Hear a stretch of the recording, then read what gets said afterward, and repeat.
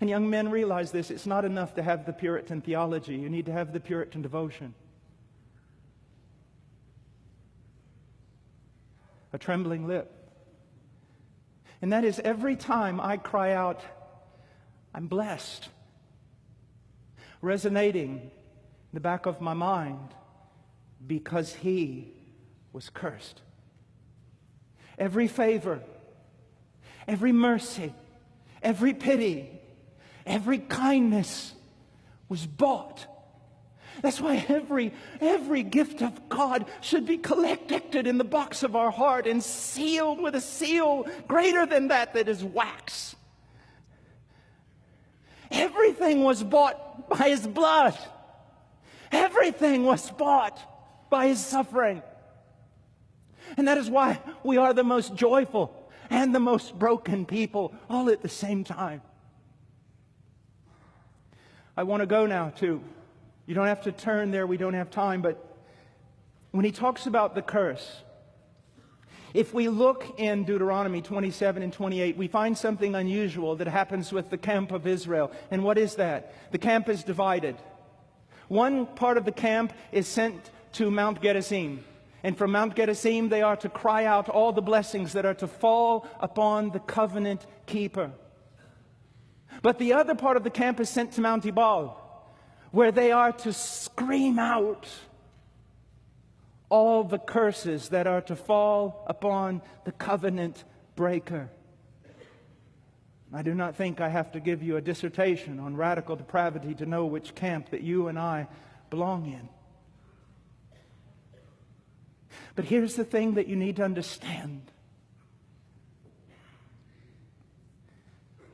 Jehovah has only ever had one servant, one witness, one champion, one son, one covenant keeper. And that covenant keeper took the place of his brethren, us, nothing but vile covenant breakers and rebels, the whole lot of us. But in love and according to the eternal counsels of the Father, the covenant keeper took the place of the covenant breakers and suffered the curse that was theirs. Now what I've done is I've simply gone into these two passages, Deuteronomy 27 and 28, and I've pulled it out to show how this applies to Christ. The first sentence I borrow from R.C. Sproul. Now listen, and the rest comes from Deuteronomy. When Christ from Calvary cried out, my God, why have you forsaken me?" Dr. Sproul says, the Father replied, the Lord your God damns you.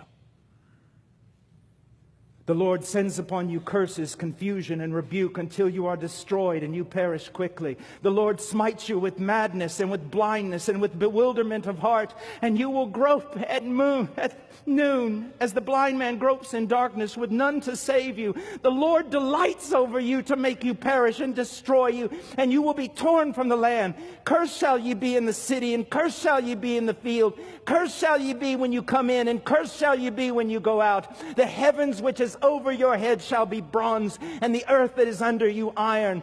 You shall be a horror and a proverb and a taunt among all the people. Let all these curses come upon you and pursue you and overtake you until you are destroyed, because you would not obey the Lord your God by keeping his commandments and his statutes which he commanded you. Common grace is so overlooked. Every day of the sinner's life, heaven should be screaming this condemnation at him. Do you understand me? Every place you go, every step you take, every breath you draw in and let out, every beat of your heart, you would only hear resounding in your ears over and over and over, cursed, cursed, cursed, cursed. And then God's cursing vindicated on the day of judgment, and then cast into hell, where you hear cursed, cursed, cursed. But our elder brother, the covenant keeper, the Messiah, the Son of God, the victor, the champion, he comes and takes our place. And he bears the curse in our place. I've written here, as Christ bore our sin on Calvary, he was cursed as a man who makes an idol and sets it up in secret. He was cursed as one who dishonors his father or mother, who moves his neighbor's boundary mark or misleads a blind person on the road. He was cursed as one who distorts the justice due an alien, orphan, or widow. He was cursed as one who is guilty of every manner of immorality and perversion, who wounds his neighbor in secret or accepts a bribe to strike down the innocent. He was cursed as one who does not confirm the words of the law by doing them.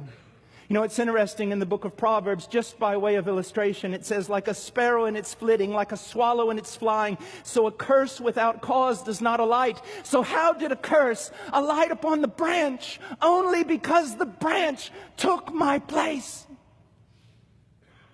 Took your place and bore our sin. Again, let's read. The curse did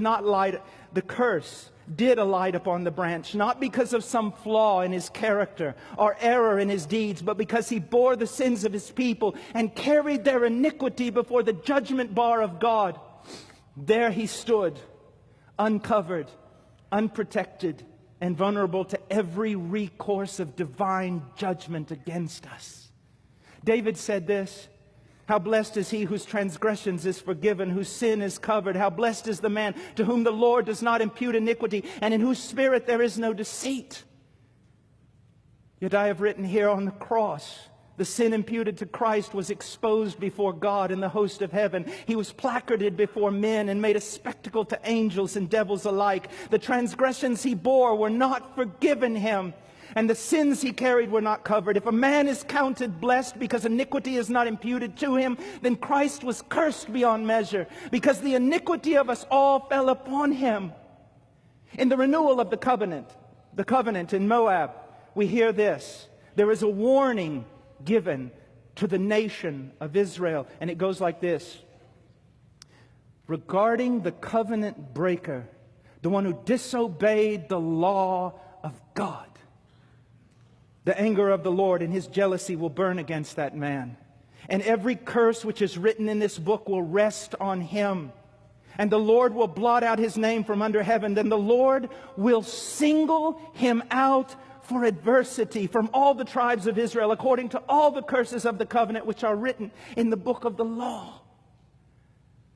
Sometimes when I'm witnessing or I'm preaching on the streets, and some sinner waxes bold with me, I say, you're pretty bold, man, because the group you're standing in.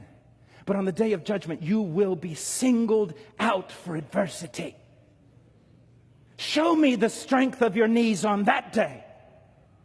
Make boast on that day. I'm not afraid. Sir, listen to me. You will melt before him like a tiny wax figurine before a blast furnace, with none as your advocate, unless now you run to Christ. There's a passage, the Aaronic blessing. It's beautiful. But again, we sometimes miss the point. The Lord bless you and keep you. The Lord make his face shine on you and be gracious to you. The Lord lift up his countenance on you and give you peace. We teach that to God's people without telling them. This is impossible. How can God do this to sinners? And it's only because on the cross, the only one who deserved such a blessing from Yahweh was the one who carried the curse that we might be blessed.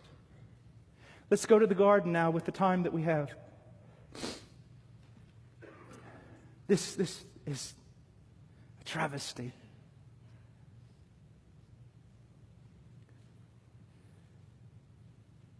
Do you realize because of evangelical preaching, most people think that somehow our sins were atoned for because the Romans beat up Jesus?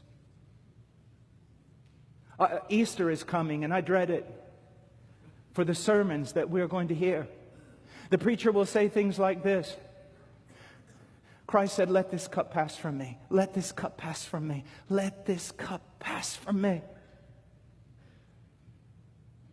And they say then, they usually go on and say, in his omniscience, he looked forward and he saw the cat of nine tails coming across his back.